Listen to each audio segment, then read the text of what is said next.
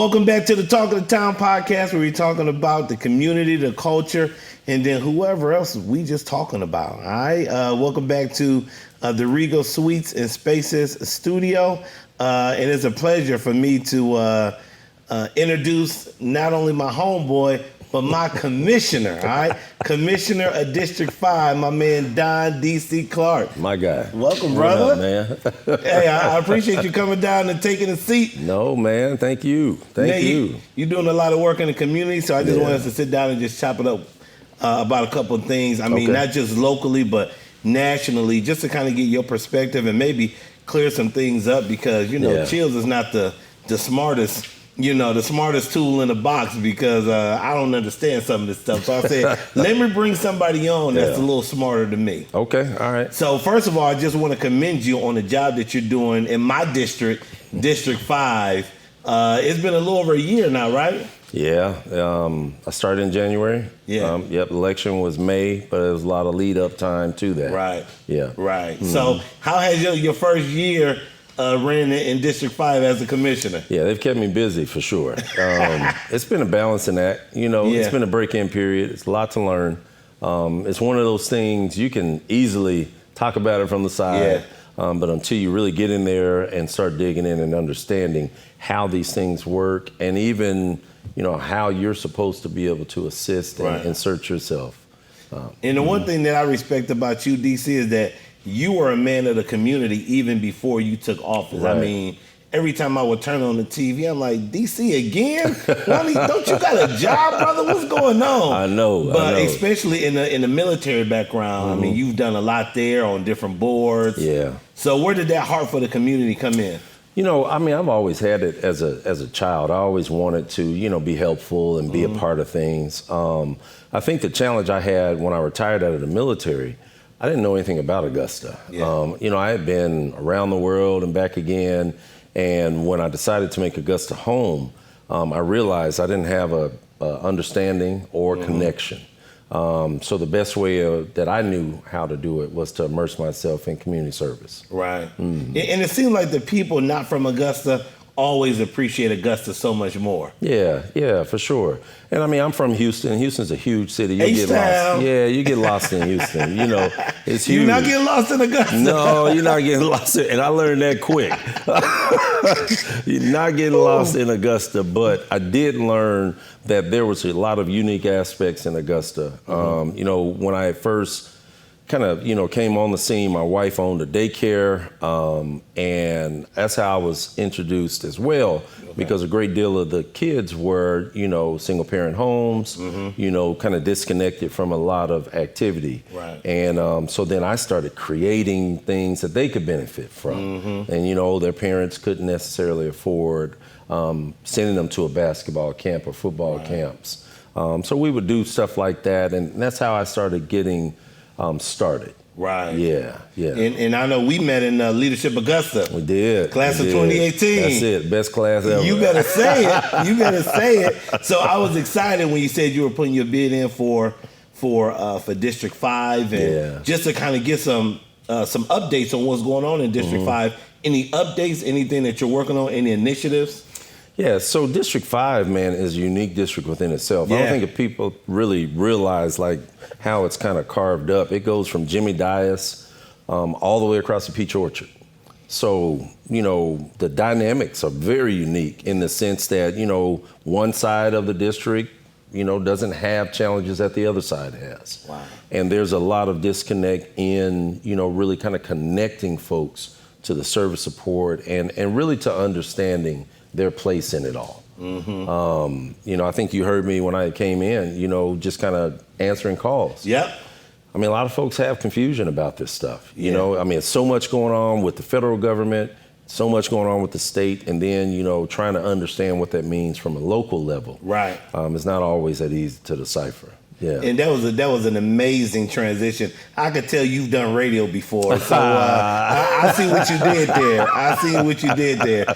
But no, this is one of the reasons why I wanted you on the show to kind of break down, because I'm kind of lost when it comes to the government shutdown. I know every couple of years we hear about the government shutdown, but I just don't understand the dynamics of it and why it operates the way it does. Like, Two parties can't agree, so the government shuts down. Like, what is a shutdown?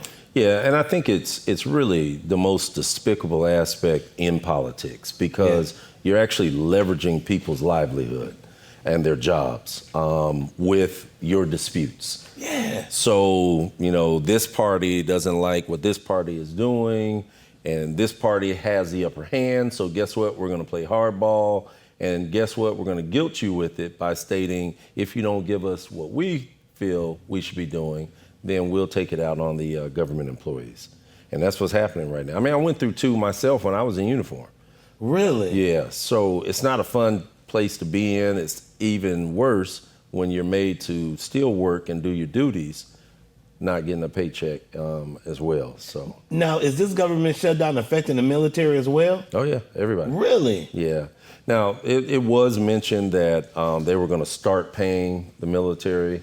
And you got to remember, too, so when they do this government shutdown, everybody from the federal government doesn't go home. There's some roles that are just deemed what they call mission essential.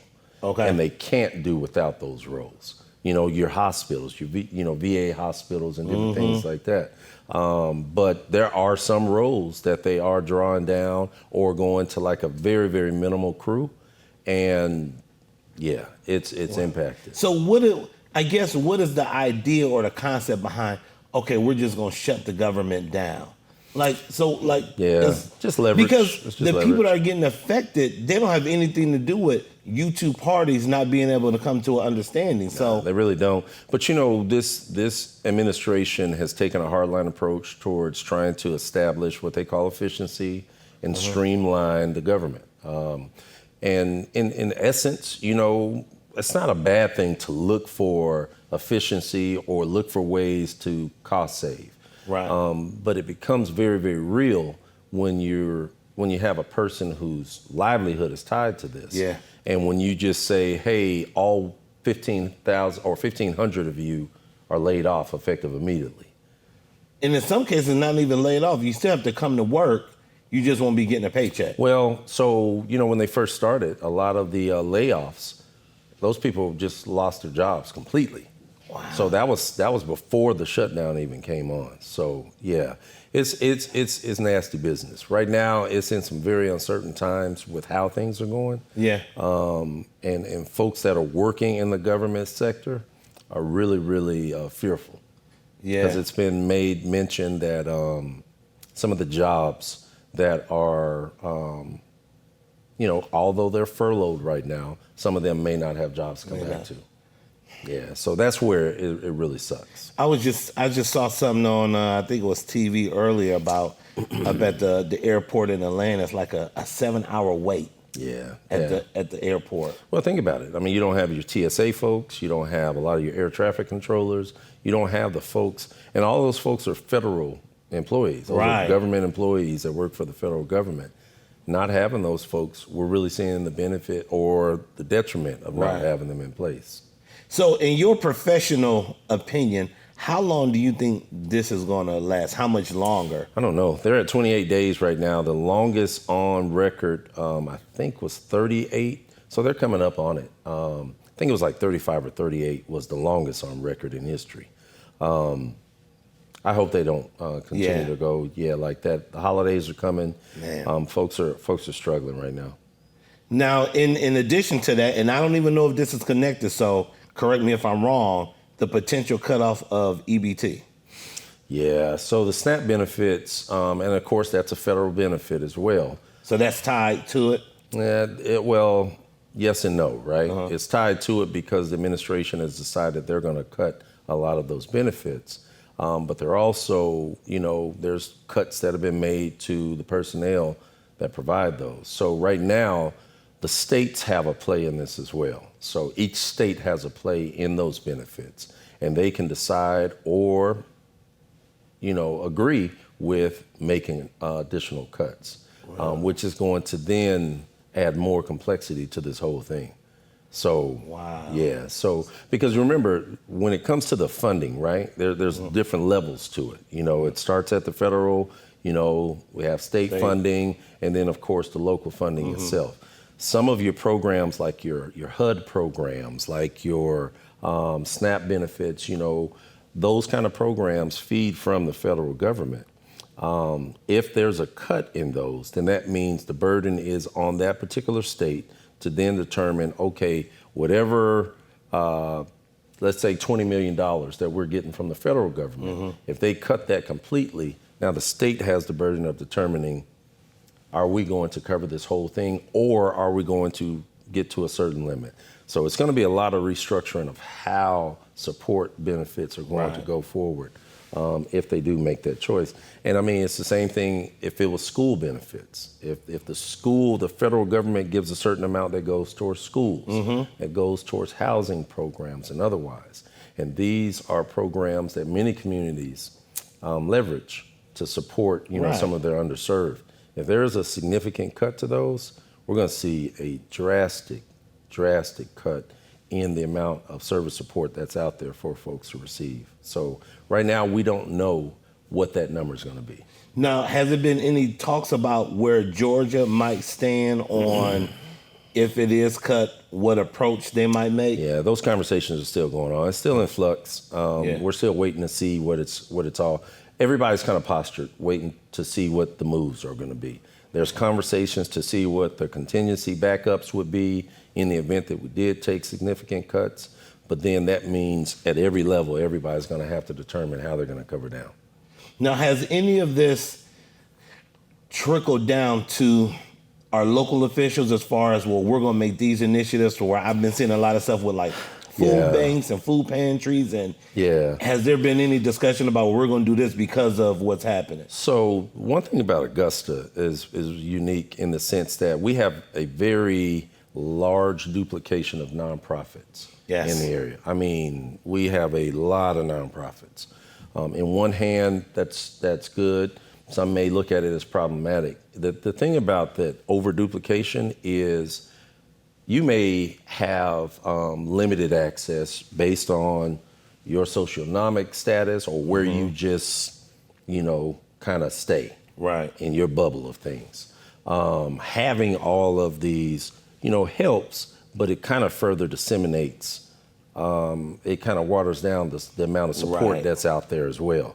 Because if you got 100 different nonprofits all doing the same thing with this one pocket of money, it's going to be spread very thin. Yeah, it's going to be very thin. So I've always been, even when I was working for a nonprofit, even when I was out in the community, I love when we collaborate. I love when we come together and say, hey, listen, I'm doing this, you're doing that, you're doing that. How about we kind of pool this so that we can have more maximum ability to support more versus you taking your trickle, I take mine, and then before long, mine is gone, yours is gone, and then we don't have the connectivity to be able to communicate to one another. And that's one thing that I had the biggest issue when I was working with nonprofit here in Augusta was we don't do a great job of having a network established to communicate. If all of us have nonprofits, we should have a network established to where if I can't do it, I make a referral to you and vice versa. If it's something that you do that we don't do, then good, let's keep the support going, but let's make sure that the focus still remains on what it is, which is helping people. That's true. Very true. And I think now would be a good time for a lot of nonprofits to come together to kind of help with this food shortage, and because it seems like everything is happening at one time. Government shutdown, SNAP benefits, like everything right around the holiday. So it's and I mean, and it's just the same thing with us. Even with the taxes, everyone is up in arms that a lot of our fees are being adjusted for the county. Unfortunately, we haven't had a consistent fee schedule to appropriately adjust fees based upon inflationary costs. If you don't have that in place, then what happens is, for example, with the trash fees, 11 years, we've gone with the same exact trash fee for 11 years. I could have swore mine went up a couple weeks ago. I'm gonna have to call you. It has gone up this year. Was it? But it was the first time in 11 years. And the same thing with the streetlight fees. That's the first time in I think it's either 8 or 9 years that's increased. Okay, I know I haven't heard about that increase, so that one might be okay. Yeah, it's on your tax bill. So Yeah. check that out. But those are things that when people see it, they give you a call like, hey. Yeah.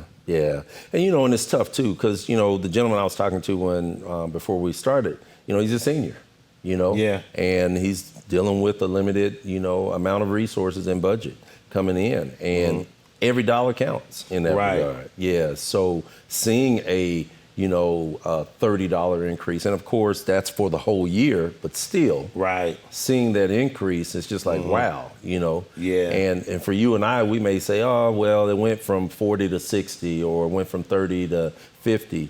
We'll be like, okay. Yeah. But, when you're on a fixed income, that's when it really That's where it's tough. That's where it's tough. So that's where a lot of this stuff really hits home with a lot of the cut down of these benefits, because the more that we eliminate these, essential benefits for a lot of folks, it's going to be folks are going to be hurting.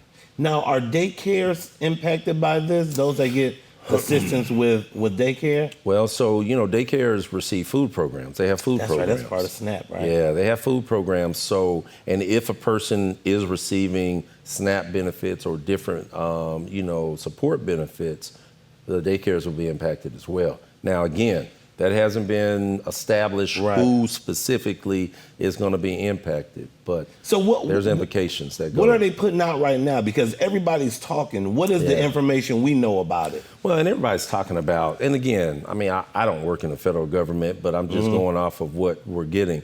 But, everybody's kind of focusing on food stamps, but there's so many other programs that receive benefit from that pot of money. That, even for schools, I mean, you remember growing up back in the day, well, I remember when I was in school, we didn't have a lot of money. So we were on free lunch and all that kind of stuff. Don't lose that lunch ticket, DC. don't lose the lunch ticket. Listen, you got to wait till everybody else eat, then you get the peanut butter and jelly little thing. It was real, but I mean, a lot of those programs may be impacted as well. So we got to take it in consideration on a macro level and not just only focus on, it's just food stamps. No, it's a bigger impact. And that brings up a good point, because with so much being impacted, what do they expect residents in the community to do? Nothing good can come from this. No, but, in some ways, now this has been talked about as well. In some ways, they're trying, their conversation has been rooted around, well, we'll give the states more money and let the states manage it and disseminate it and dictate it for themselves. Again, I don't know how it's going to go yet. I think we're all still kind of bracing for what that's going to look like. I tell people all the time, the most dangerous person in the world is somebody that's hungry and broke. Yeah, well, I'm serious. You'll do some things you never thought about doing before. Yeah.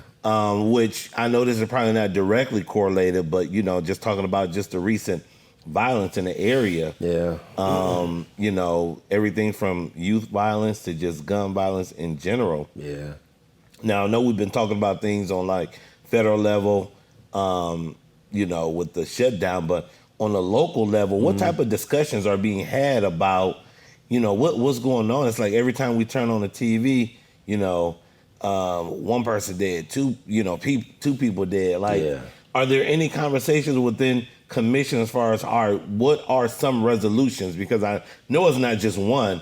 Yeah, and unfortunately, it's not a Augusta problem. Yeah, it's a nationwide epidemic that's going on with the guns. I'm gonna tell you, I'm proud of the fact that the sheriff's office is killing it. Yeah. Sheriff Brantley came in here with a focus, with a mindset, with the motivation, and they've been doing some amazing things towards combating a lot of those things. But it's just like you and I know, if a person wants to really get at something or someone in some of those cases, it's going to happen. Yeah. I think the part that's really hurting me is to see our youth and the track that they're on right now. It's a lot of misplaced anger and just a lot of access to guns at such a young age. The kids at the mall. Yep. I mean, I was 16 and 17 years old, man. Yep. In the middle of the day.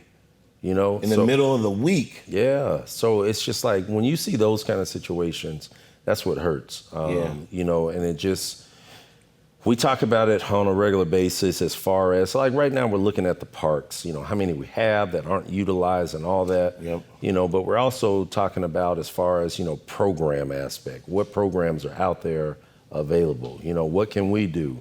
One thing I did when I came on was I volunteered to be the go-between between us and the school board.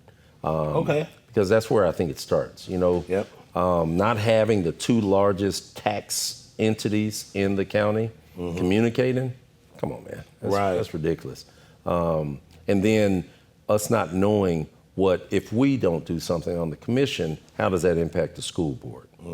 And those are the barriers that we got to break down and we got to establish through communication and understanding. And that was actually a question that I had. Yeah. Have there been any talks about any additional after school programs, anything? Because you can't tell a teenager or a kid that's hanging out on a corner or in front of a store or whatever, hey, don't do that. You got to give them somewhere else to go. You got to give them something to do. You do. And I mean, as far as the schools, of course, we don't dictate what they do at the schools, but it benefits us to have communication. It benefits us to try to establish where we can work together on some things, where we can, you know, help bolster awareness or help bolster resources towards supporting things that they're doing. And that's what we got to do a better job of, for sure. Yeah. Because we got to be intentional with any and all of this.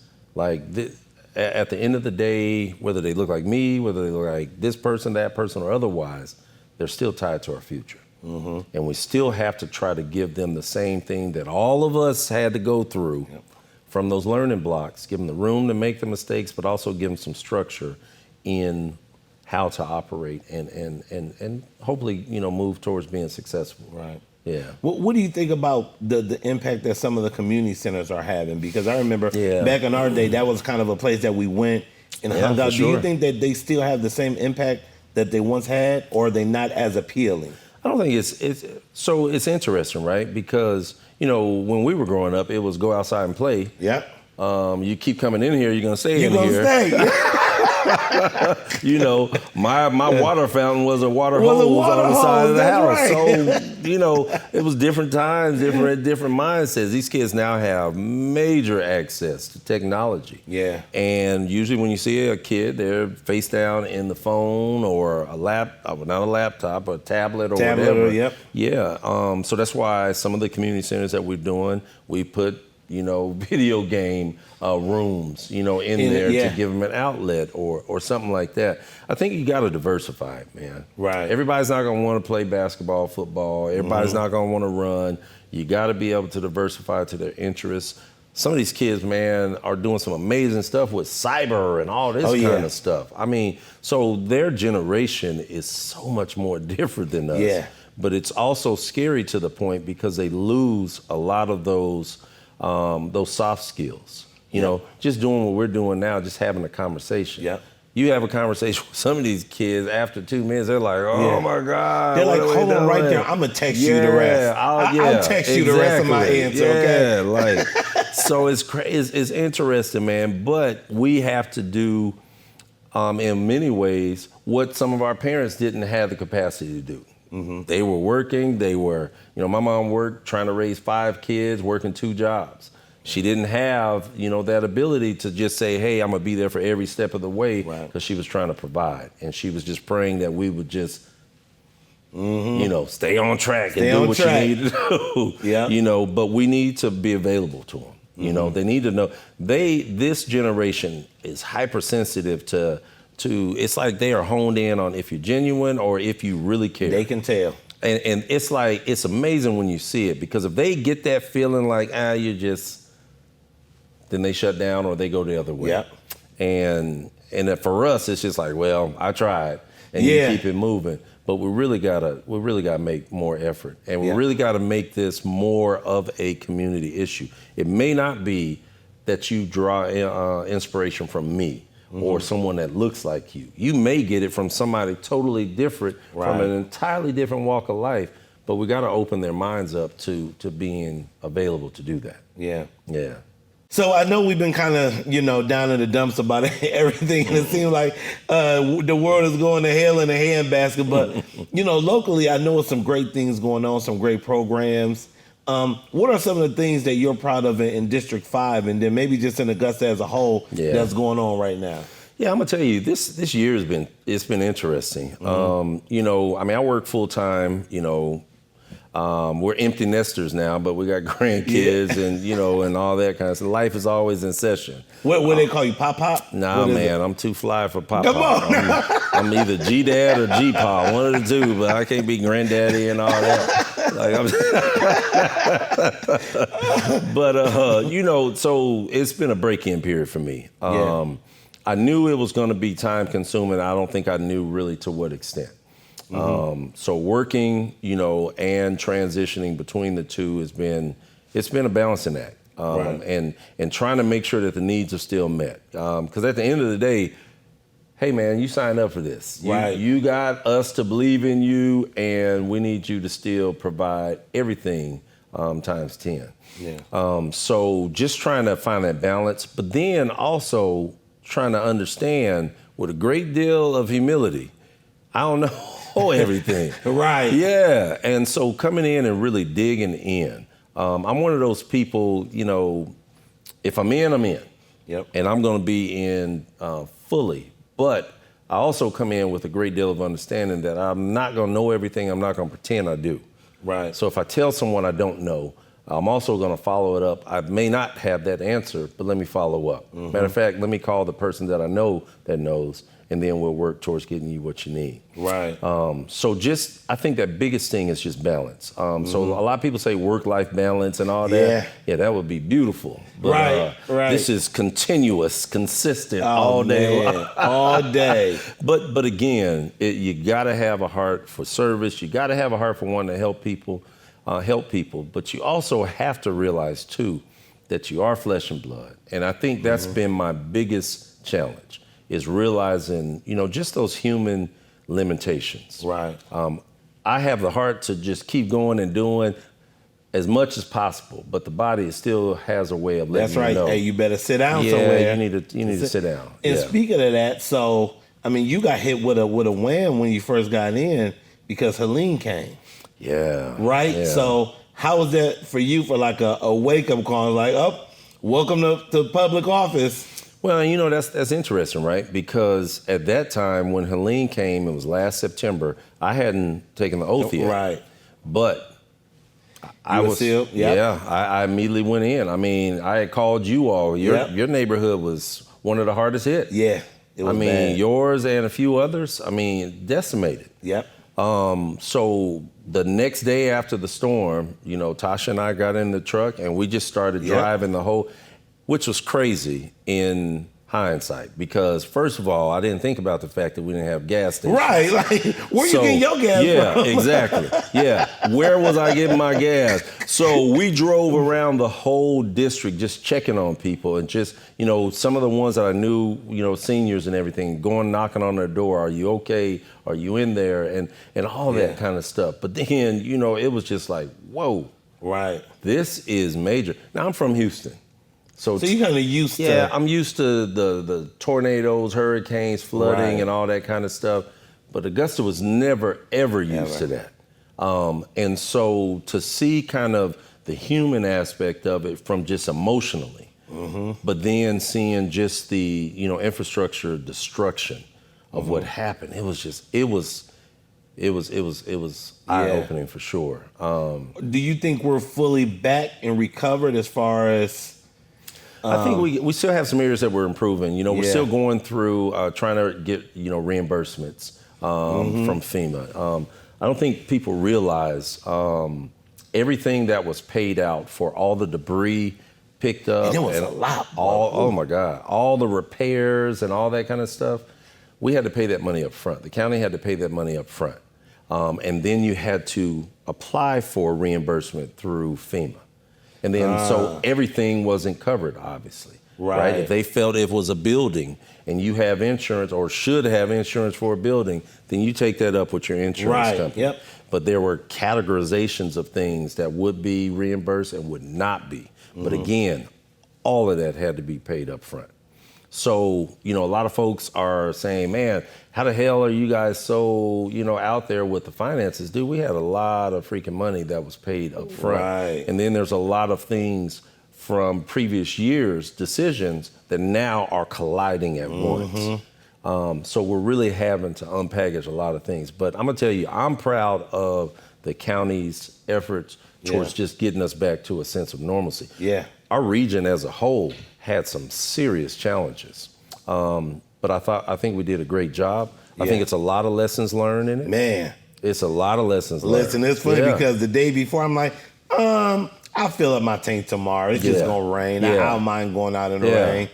I was on E. Yeah. I still got 20 gas cans in the garage. Shut up. That I'm like, what am I going to do with all these gas cans? Now we live in a just in case mode. Just in case. Just in case. Yeah. Because we had gotten a generator, but then I was taking gas to family and others that needed it, man. So it was interesting. And again, I wasn't even in office yet. I hadn't even taken the oath, but it was, and then even with your street, you guys had a lot of flooding and different stuff like clogged up. Yeah, so a lot of the things that I saw when we were doing, street to street, neighborhood to neighborhood, I remembered those things and I said, okay, I don't need to wait until January. Let's go ahead and start addressing them now. Yep.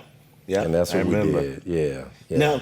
Now, what is the thing that you're kind of focused on now in your district? Yeah, so District 5, we got a lot. So District 5, like I said, it goes to Peach Orchard, but I got Barton Chapel, I got Meadowbrook, Lumpkin Road. A lot of those streets and a lot of that infrastructure is aged.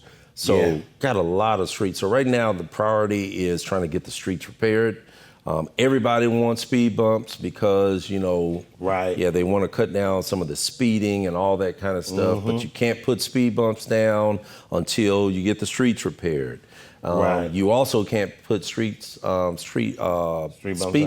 bumps down until you go door to door and get so many signatures of the residents that have to agree. So before we could do a lot of that, because what we found is we got a great deal of folks that lease and rent in the places that they're staying. And so can they sign off on those? They could not until this year. So we had to update the ordinance. So the ordinance had to be updated to allow those that are renting or leasing to be able to sign whatever petition for the speed bumps.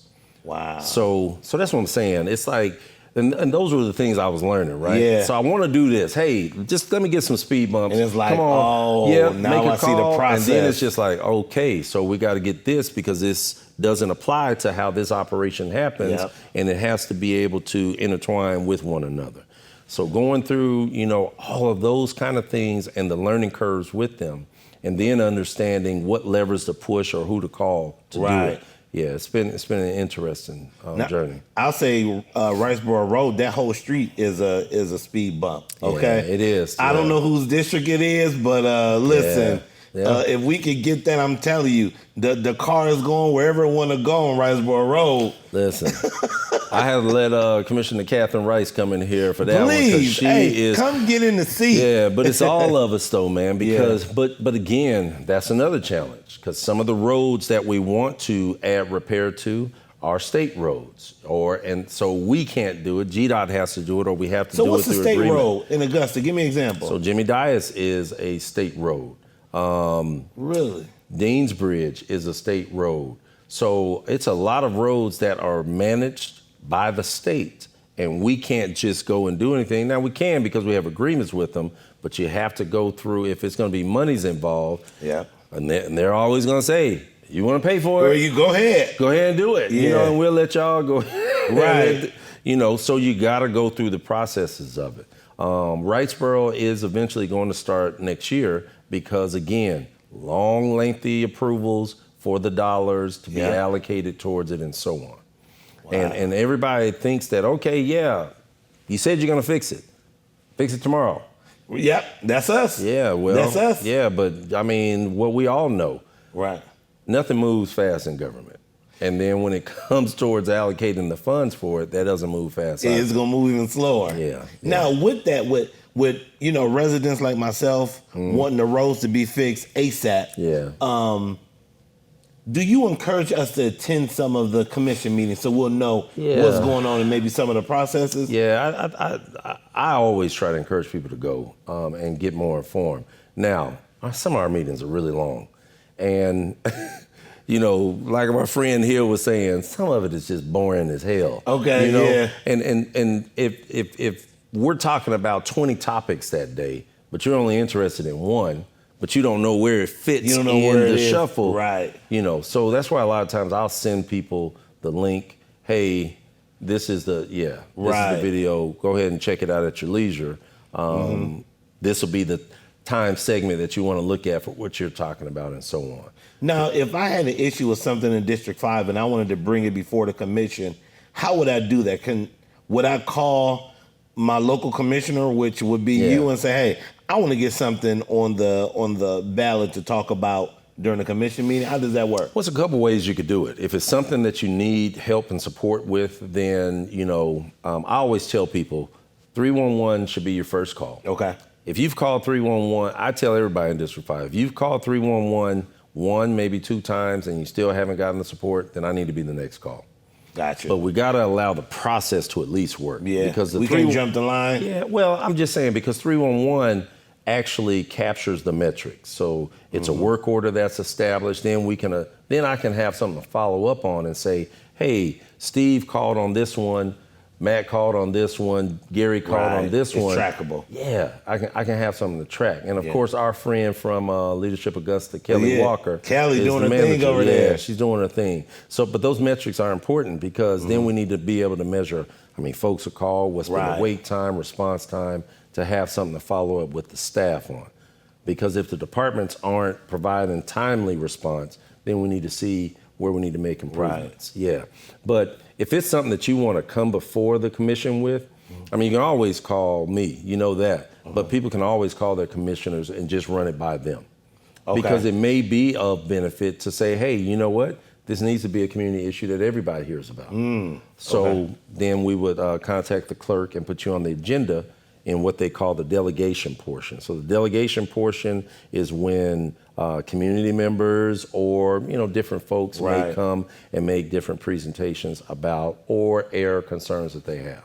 Gotcha. And that's cool that you bring that up because I guess one of the next things I wanted to know about was how do we get some of our younger folks involved in the process, in the political aspect, because it seems like something we sit back and complain about, but nobody is saying, hey, I want to become a commissioner. I want to become a mayor. But like, what type of grooming, organizations or programs do we have for anybody that's interested in being in public office? That's funny, man, because they don't have a lot of the classes that we grew up with, government and different things like that.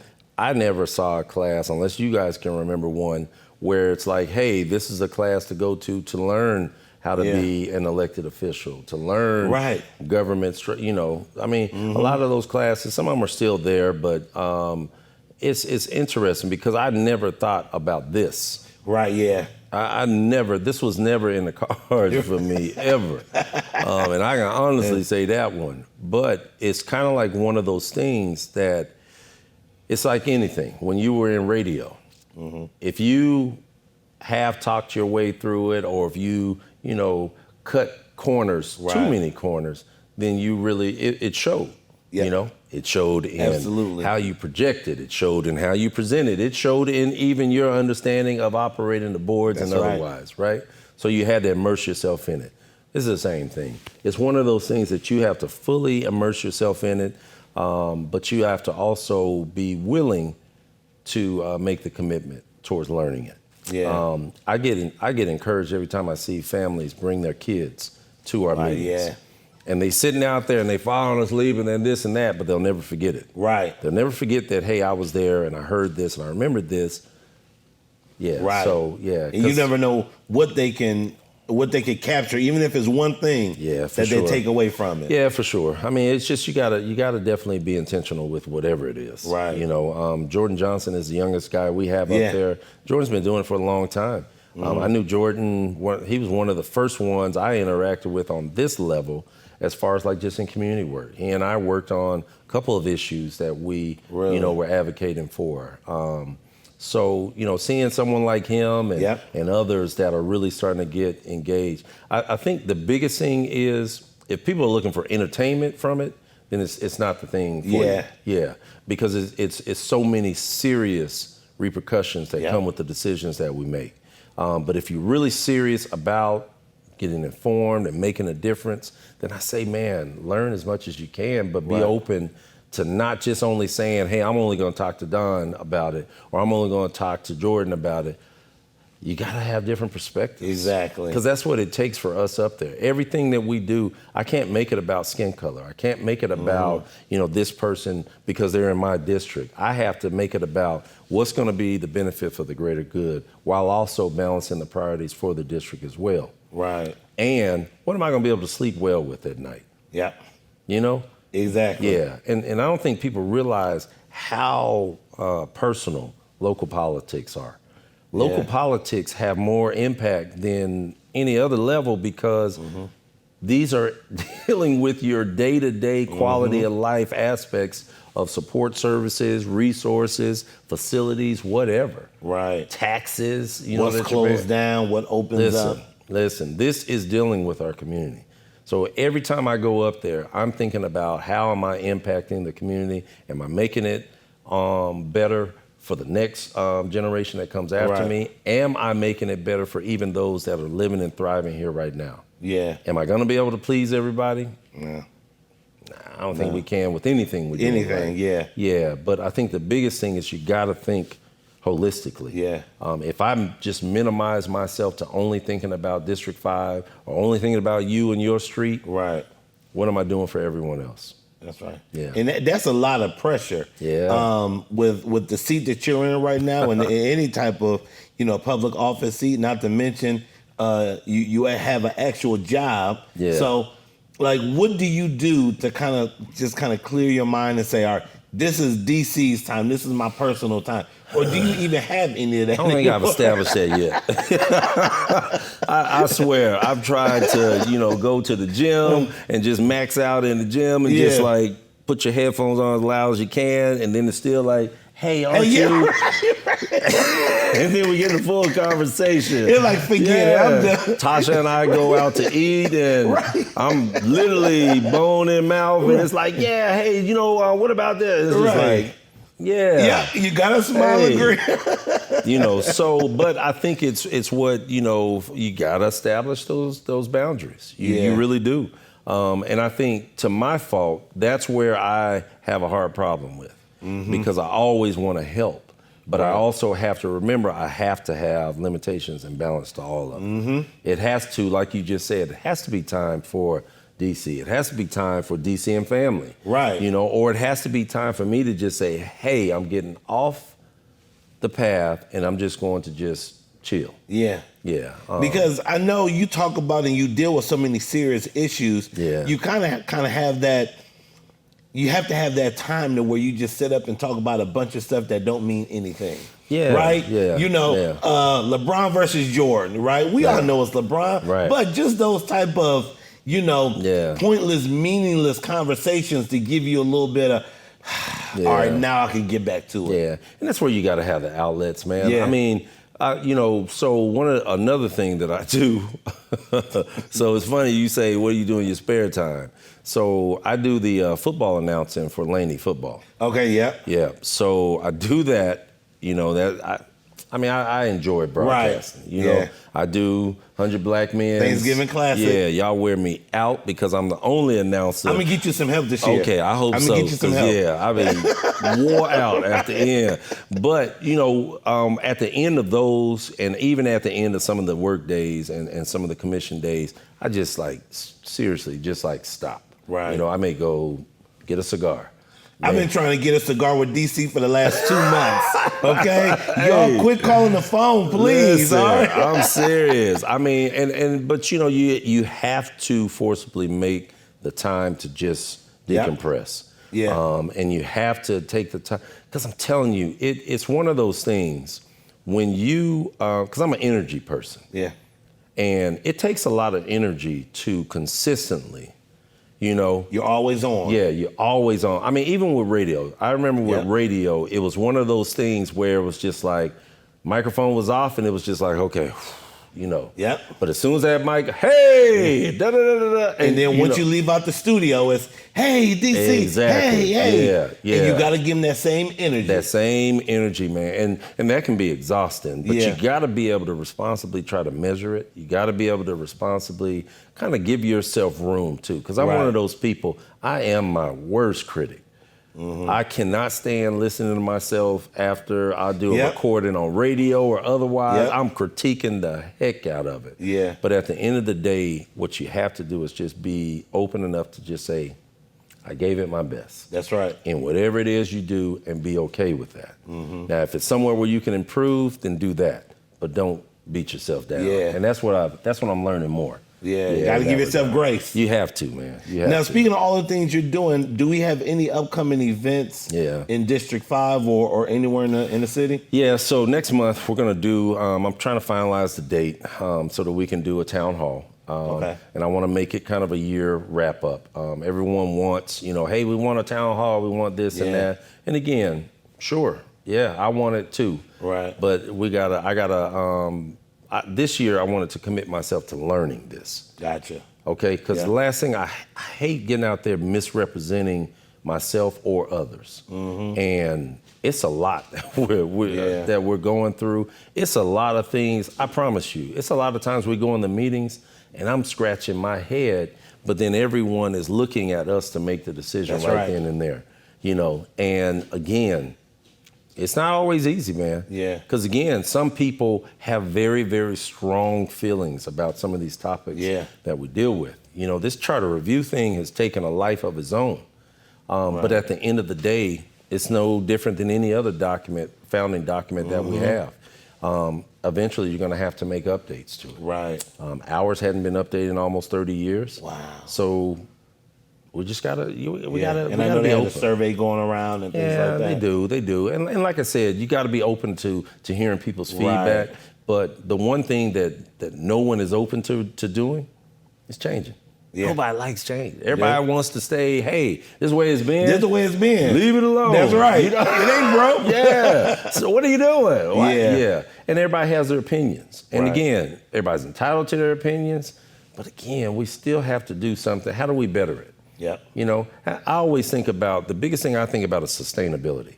If we're doing something but it's not sustainable, or it's taking so much, either time, money, or resources to keep doing it, even though it feels good.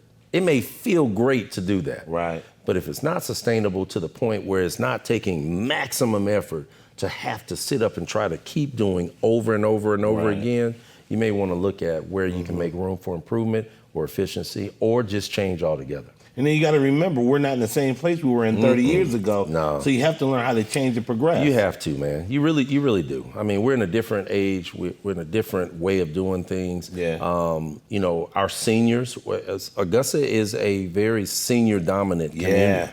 And they are very active, but a lot of them don't want to change. And they'll cut you out too. Yes, sir, they will. Yeah. They will.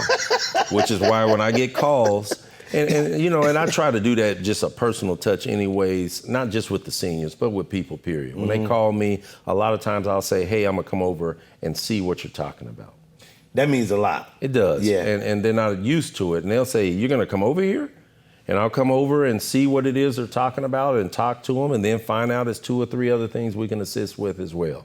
Yeah. So, even though people don't see everything that you do, it's a lot of things that people do understand and know, because if you directly come in and insert yourself, and just like we were talking about with the kids, show you care. That's it. Just show that you're a real person, you care, your concern that you're bringing me means something. Yep. Man, it goes a long way.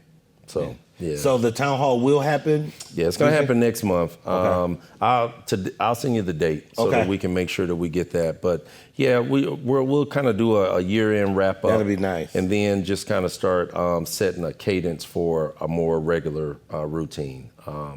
Now, what's some of the things that you have going on what's a great way for people to stay in contact with you or stay updated? Yeah, so they can always call. I mean, of course, the government cell is the best way to get all of us.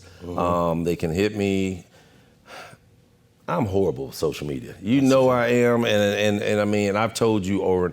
I've just never been a social media dude. Yeah. Anybody can go on my page, take your time, go through it. It's just never been my thing. Yeah. But I do need to get better at that. I do need to find better outlets of giving people the access to either get to me or to learn more information. That's right. And we got the website coming soon. That's right. So you'll be able to go there very soon. So we'll definitely make improvements. And it's just like I said with operations. Yeah. Find out where you can make improvements, own it, embrace it, and make the changes. My man DC, I appreciate you, good brother. We got to get you to come back, man. Yeah, man. Thank you for breaking down this complex stuff to a simple-minded person like Chillz, okay? Hey, man, listen, I'm still trying to learn, too, so let's learn together. That's right, man. Listen, I appreciate everything you do, and I commend you, and you know you got my ultimate support. Yeah, I appreciate you, man. All right, man. Don D.C. Clark, District 5 Commissioner. That's going to do it for Talk of the Town podcast. We'll be back next week talking about him, talking about her, talking about the talk of the town.